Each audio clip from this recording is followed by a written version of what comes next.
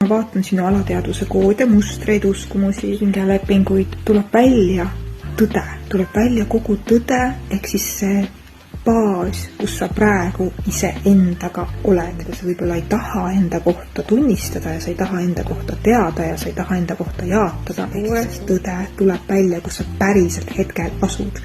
Mitte see, mis sa mõistusest mõtled, et mu elu on äge, sinu reaalsust, milline su elu on ja millisena see füüsilises reaalsuses kajastub, näed sa ainult läbi selle, milline info on sinu alateadvuses. Ja kui ma nüüd toon selle välja, siis mõnikord see ei olegi lihtne sellele otsa vaadata.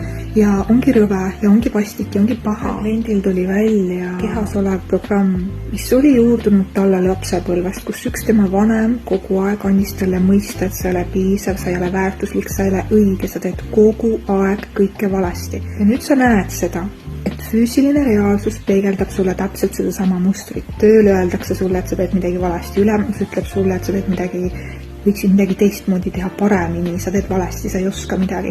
Ehk siis füüsiline reaalsus peegeldab sulle sinu alateadvuses olevaid mustreid ja koode, mida sina endiselt siiamaani usud. See sessioonil sellel kliendil tuli välja, et ta on kogu aeg olnud õige, ta on kogu aeg teinud kõike õigesti, ta on teinud isegi rohkemgi kui õigesti.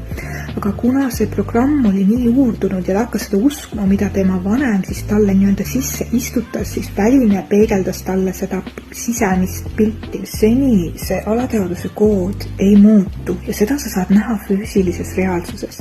Füüsilises reaalsuses saad sa nii-öelda kinnitust, kas sa oled siin selle muudatuse teinud ja nüüd, kui sina saad aru, et sa oled tegelikult absoluutselt kõik õigesti teinud ja sinu personaalne hingekood on see, et sa oled teinud rohkemgi kui küll.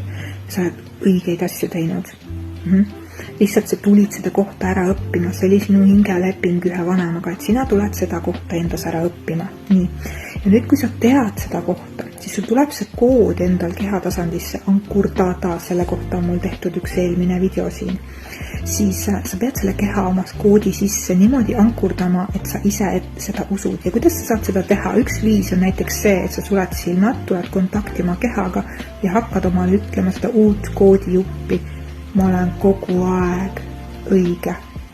Ma olen kogu aeg olnud ja alles siis, kui su kehasse see ankurdab niimoodi, et sa tunned seda iga oma keha raguga ja sa hakkad seda välja kiirgama energeetiliselt, siis füüsiline reaalsus sulle enam ei pea seda kohta peegeldama. See on see, kuidas sa muudad enda kehas olevaid koode. Kõigepealt on vaja ära tuvastada, mis on sul siin, mida sa sisaldad.